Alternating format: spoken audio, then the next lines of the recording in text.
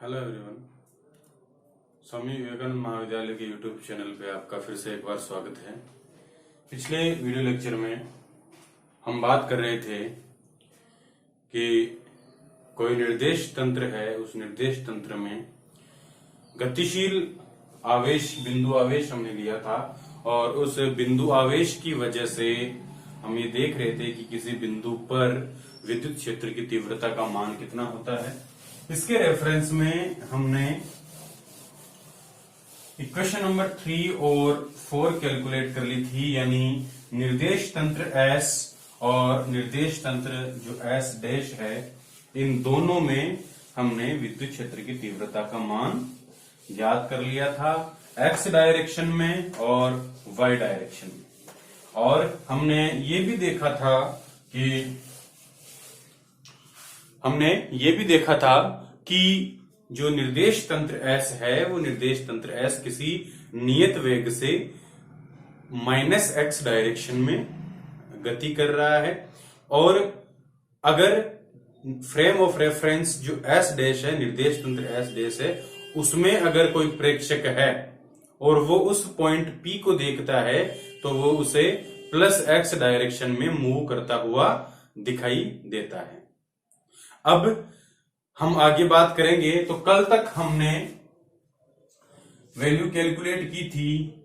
Ex dash equal to k qx upon x square plus y square की power 3/2, which is our equation number 3rd, and second one is E dash y then gamma k q y upon x square plus y square power 3/2, which is equation number 4। और इससे आगे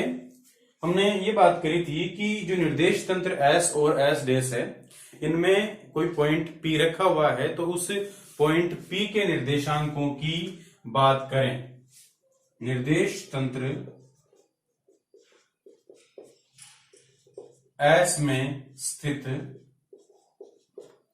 बिंदु P के निर्देशांक S की बात हो रही है, तो इसके निर्देशांक वो होंगे x, y, z और t।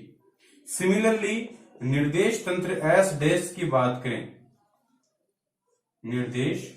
तंत्र S डैश में स्थित बिंदु या S डैश की बात करें तो यहां मैं लिख सकता हूं x dash, y dash, z dash and t dash. ये जो पॉइंट P था, उस P पॉइंट के निर्देशांक हमने यहाँ पे कैलकुलेट कर लिए या लिख लिए। अब हम बात करेंगे लॉरेंज रूपांतरण समीकरण।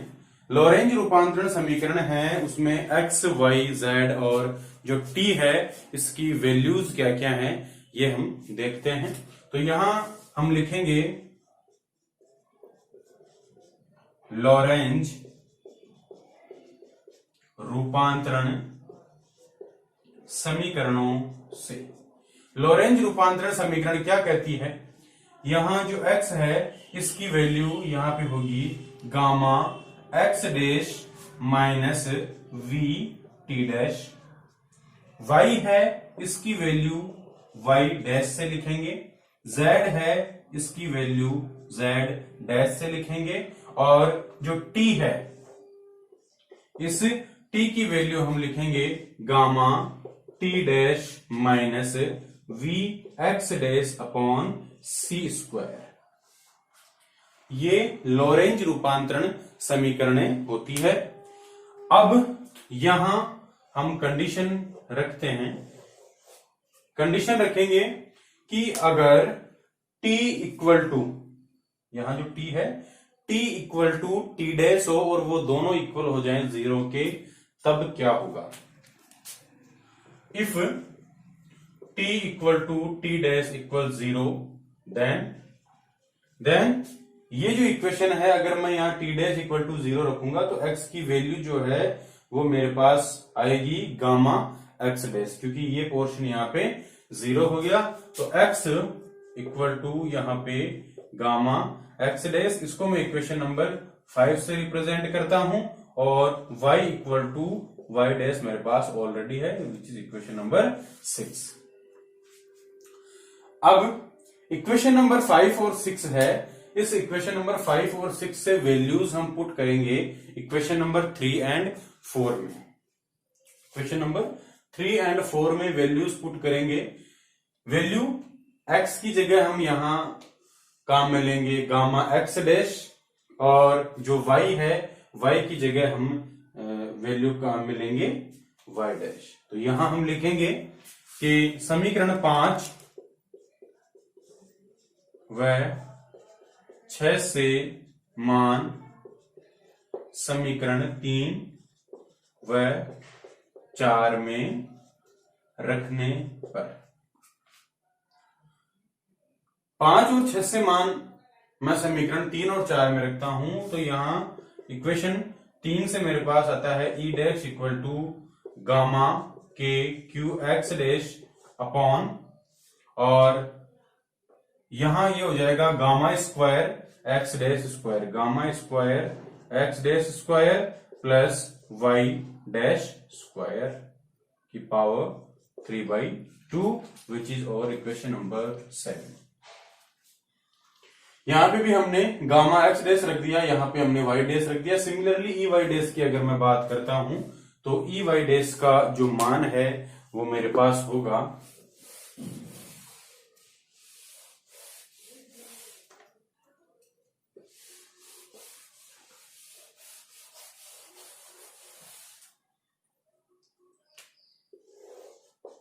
ई वाई डैश की अगर मैं बात करूं, तो ई वाई डैश यहां से गामा के क्यू वाई डैश, वाई की जगह में वाई डैश पुट करूंगा इक्वेशन नंबर 6। एक्स स्क्वायर की अगर बात करूं, तो एक्स स्क्वायर इक्वल टू मेरे पास वही gamma X dash square plus Y dash square की power 3/2, which is over equation number 8। समीकरण 7 और 8 मुझे मिल गई है। अब मैं बात करूंगा कि जो विद्युत क्षेत्र की तीव्रता है, निर्देश तंत्र एस डैश है, इस निर्देश तंत्र एस डैश में विद्युत क्षेत्र की तीव्रता का मान कितना होता है, और उसका परिमाण हम कैलकुलेट करेंगे। विद्युत क्षेत्र की तीव्रता और उसके साथ साथ उसका परिमाण। तो मैं इन दोनों इक्वेशंस को ऊपर लिख लेता हूं, इक्वेशन 6 और 7 और 8 को। तो यहां जो 7 है वो है हमारे पास E dash X equal to gamma के Q x dash upon gamma dash gamma square x dash square plus Y dash square की power 3/2, which is equation number 7, and E Y dash is equal to gamma के Q Y dash upon gamma square x dash square plus Y dash square की power 3/2, which is और equation number 8। अब हम बात करते हैं आगे निर्देश तंत्र एस में, एस डैश में विद्युत क्षेत्र की तीव्रता का परिमाण। निर्देश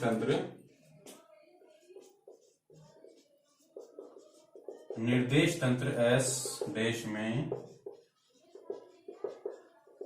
विद्युत क्षेत्र की तीव्रता का परिमाण। परिमाण की अगर हम बात करें तो ये होगा मेरे पास E dash equal to X plus E dash square Y, और अगर यहां मैं दोनों तरफ स्क्वायर कर देता हूं, ई डैश स्क्वायर अगर मैं करता हूं, तो यहां पे E dash square plus E dash y square मुझे यहां पे मिल जाता है, विच इज इक्वेशन नंबर 9। अब मेरे पास ई डैश स्क्वायर की अगर मैं बात करूं, तो ये दोनों वैल्यूज मेरे पास दी हुई है, विच is equation number 7 and equation number 8। तो मैं इक्वेशन नंबर 7 और इक्वेशन नंबर 8 से यहां वैल्यूज पुट करूंगा। ई डैश एक्स और ई डैश वाई की। तो हम यहां लिखेंगे समीकरण 7 व 8 से मान समीकरण 9 में रखने पर। समीकरण 7 और 8 से मान समीकरण 9 में रखते हैं तो हम देखते हैं कि ई डैश स्क्वायर इक्वल ई एक्स स्क्वायर की अगर मैं बात करूं तो इस पूरे का यहां पे होल स्क्वायर हो जाएगा, यानी गामा के Q x dash upon gamma square x dash square plus Y dash square की पावर 3/2 का whole square plus similarly gamma के Q Y dash upon gamma square x dash square plus Y dash square की power 3/2 और इसका whole square, क्योंकि यहां पे दोनों का स्क्वायर लिया हुआ है। अब अगर हम बात करें तो इसको जब सोल्व करेंगे तो यहां से ये स्क्वायर कैंसिल हो जाएगा और इस पे स्क्वायर आ जाएगा, इस पे स्क्वायर आ जाएगा, और यहां से जो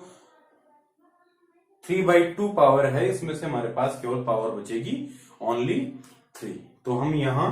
इसको फर्दर सोल्व करते हैं तो हम देखते हैं कि हमें क्या मिलता है। तो हम यहां से हम देखते हैं, या हम चाहें तो इन दोनों इक्वेशन से गामा के q upon gamma square x dash square plus Y dash square की पावर 3/2 का होल स्क्वायर कॉमन ले सकते हैं। ठीक है, हम इसको ऐसे भी लिख सकते हैं कि E dash square equal gamma के क्यू अपॉन बड़ा bracket gamma square x dash square plus Y dash square की पावर 3/2 का होल स्क्वायर यहां से कॉमन, देन यहां पे x dash plus Y dash ये दोनों स्क्वायर ये कॉमन, ठीक है, सॉरी ये common x dash square plus Y dash square, क्योंकि यहां से एक्स डैश स्क्वायर और यहां से वाई डैश स्क्वायर कॉमन हम अलग हो गया और ये पोर्शन हमने कॉमन ले लिया। यहां से अगर हम अब देखना चाहें तो इसको मैं इस फॉर्म में लिख सकता हूं कि ई डैश स्क्वायर यहां गामा के क्यू का होल स्क्वायर हम लिख सकते हैं, और यहां से जो gamma square x dash square plus Y dash square है इसकी पावर 3 हमारे पास रहेगी, क्योंकि 1/2 तो यहां से कैंसिल आउट हो जाएगा, और ये हमारे पास X dash square plus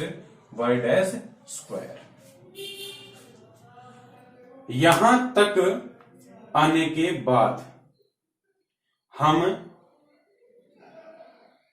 further अगर हम बात करें तो हम देखते हैं इसको सॉल्व करने के लिए, इसको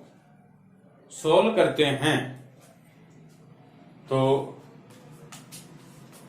हमारे पास रिजल्ट आता है ई डैश स्क्वायर यहां से gamma square k square Q square, ठीक है, और यहां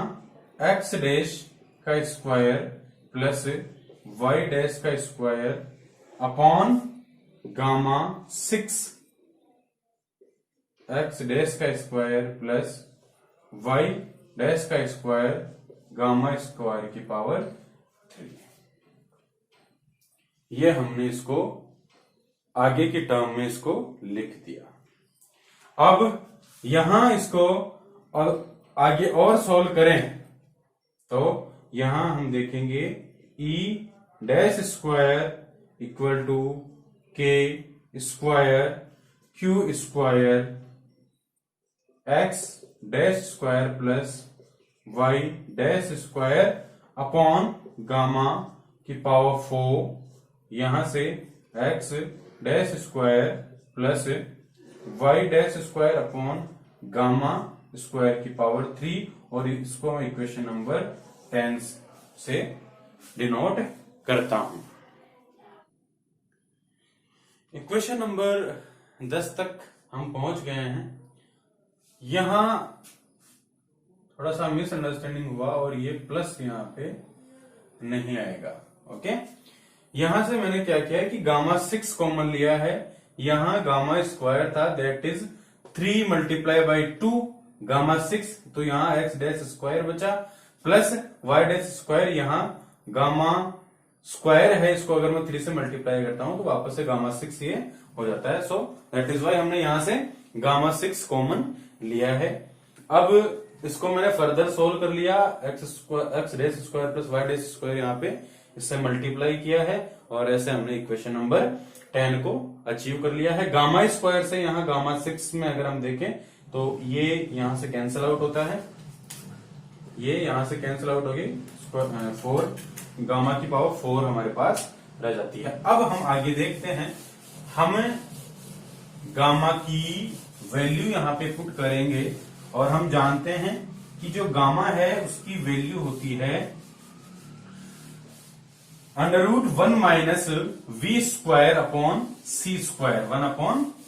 we square minus c square, यानी चूंकि हम जानते हैं कि gamma equal to 1 upon √1 minus v square upon c square, और ये इक्वल होता है √1 माइनस बीटा स्क्वायर के, सॉरी √1 अपॉन 1 माइनस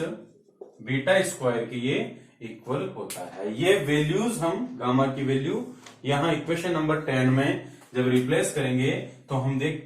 क्या देखते हैं, हम लिखेंगे मान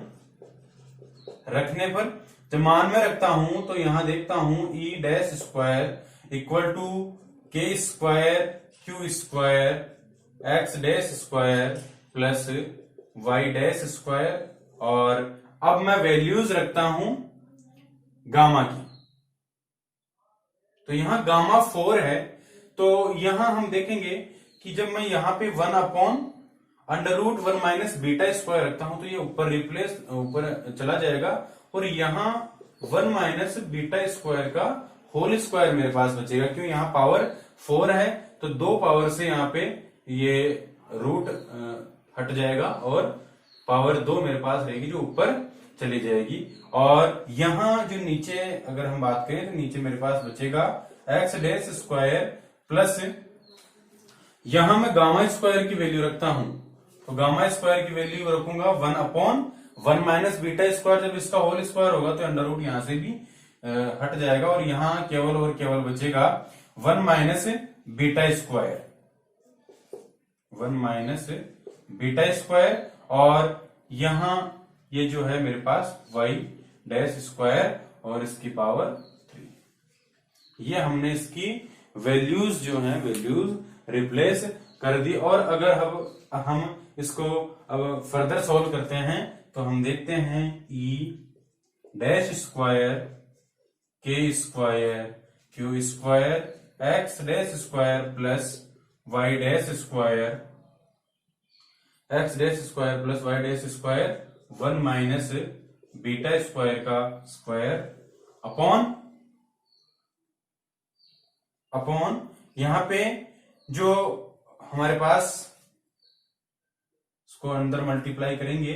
तो हम ये देखेंगे कि यहां से X dash square plus minus, यहां से इसको अंदर गुणा कर रहे हैं हम तो प्लस वाई डैश स्क्वायर और माइनस बीटा स्क्वायर और यहां से वाई डैश स्क्वायर, ठीक है, की पावर 3। इसको मैंने सोल्व कर लिया, यहां इसको अंदर गुणा कर दिया, ठीक है, इसको यहां गुणा कर दिया तो हमारे पास ये स्टेप आ गई है। अब यहां से मैं क्या करूंगा कि एक्स डैश स्क्वायर और वाई डैश स्क्वायर को कॉमन निकालूंगा, तो यहां से जब कॉमन निकालूंगा तो यहां तो बचेगा 1 minus beta square y dash square upon x dash square y dash square बचेगा मेरे पास। यानी यहां से इस पोर्शन को मैं कॉमन निकालता हूं। तो कॉमन निकालते हैं तो हम देखते हैं कि E dash square equal to K square Q square x dash square plus Y dash square 1 minus beta square का होल स्क्वायर अपॉन, इसको मैं यहां से कॉमन निकालता हूं तो x dash square plus Y dash square, और ये कॉमन पावर 3 है, ये लो। तो ये जब कॉमन निकलता है तो यहां बचेगा 1 माइनस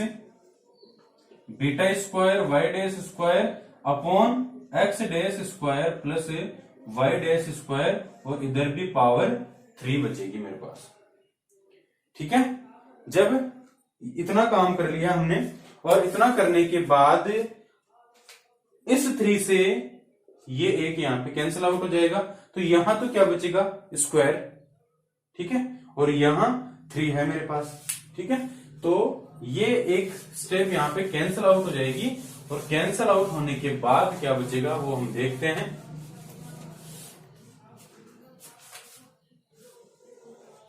कैंसिल आउट होने के बाद हम देखते हैं कि ई डैश स्क्वायर है, इसकी वैल्यू बचेगी मेरे पास के स्क्वायर क्यू स्क्वायर, और ये पूरा कैंसिल हो गया तो यहां बचेगा 1 माइनस बीटा स्क्वायर का होल स्क्वायर अपॉन यहां बचेगा x dash square plus Y dash square, और ये 1 minus beta square y dash square upon x dash square plus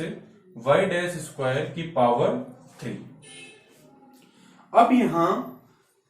हमारे पास ये सारे रिजल्ट जो हैं स्क्वायर में हैं। अगर मैं यहां से स्क्वायर हटाता हूं, या ऐसे कहें कि हम दोनों तरफ वर्ग करते हैं, तो इधर स्क्वायर हटेगा और इधर हमारे पास क्या बचेगा, यहां हम देखेंगे ई डैश की अगर मैं वैल्यू कैलकुलेट करता हूं तो ये मेरे पास आएगी k q 1 minus beta square upon x dash square plus Y dash square. ये यहां स्क्वायर था, वो स्क्वायर यहां से हट गया, और ये बचेगा 1 माइनस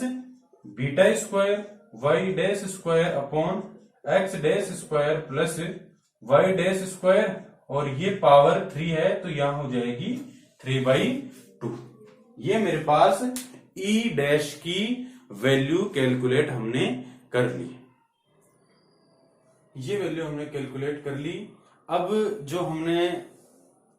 कल के वीडियो लेक्चर में एक डायग्राम बनाया था पॉइंट पी को लेकर के, और एक्स एक्सिस पे मैंने लंब डाला था, तो वहां से हम साइन थीटा की वैल्यू कैलकुलेट करेंगे।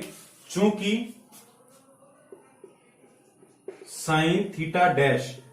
कल हमने बात की थी केवल एस निर्देश तंत्र को लेकर के, आज हम बात करेंगे एस डैश निर्देश तंत्र को लेकर के, इसलिए यहां हम बात करेंगे साइन थीटा डैश के रेफरेंस में। तो यहां sine theta dash equal to होगा Y dash upon are dash, और चूंकि जो आर डैश है इसकी वैल्यू पाइथागोरस थ्योरम से अगर हम देखें तो वो होगी x square plus y square, और एस डैश निर्देश तंत्र की बात है तो x dash square plus Y dash square का अंडर रूट। ये मेरे पास साइन थीटा डैश की वैल्यू आ गई। यहां चूंकि मेरे पास हम देखें तो y upon x dash square plus Y dash square, और यहां से ये पावर 1/2 यहां है, तो हम ये वैल्यूज यहां पे रिप्लेस करेंगे,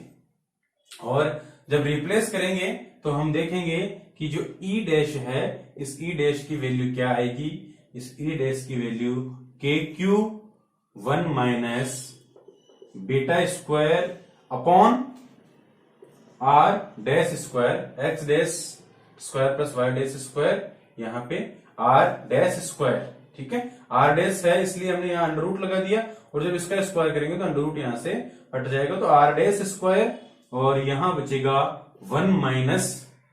बीटा स्क्वायर, और ये वैल्यू जब मैं रखूंगा तो इसको मैं साइन स्क्वायर थीटा की फॉर्म में लिख सकता हूं, साइन स्क्वायर थीटा डैश की पावर 3/2। तो ये जो समीकरण है, ये समीकरण निर्देश तंत्र एस डैश में किसी बिंदु P पर विद्युत क्षेत्र की तीव्रता के परिमाण को व्यक्त करती है, और यही हमें कैलकुलेट करना था। अब इस कंडीशन, ये जो इक्वेशन है, इस इक्वेशन को लेकर के, चूंकि यहां थीटा है, विच मीन्स यहां थीटा पे डिपेंडेंसी रहेगी, तो इसके दो केसेस की हम बात करेंगे कि अगर थीटा की वैल्यू 0 डिग्री हो तो इस पे क्या इफेक्ट होगा, और अगर थीटा की वैल्यू यहां 90 डिग्री पुट करते हैं तो इस पे क्या इफेक्ट होगा। इन दोनों की हम बात करेंगे, और इक्वेशन नंबर जो 2 हमारे पास आएगी, उन दोनों इक्वेशन से हमें जो है इसका कंक्लूजन कैलकुलेट करेंगे, लेकिन ये हम करेंगे हमारे नेक्स्ट वीडियो लेक्चर में। Thank you, best of luck.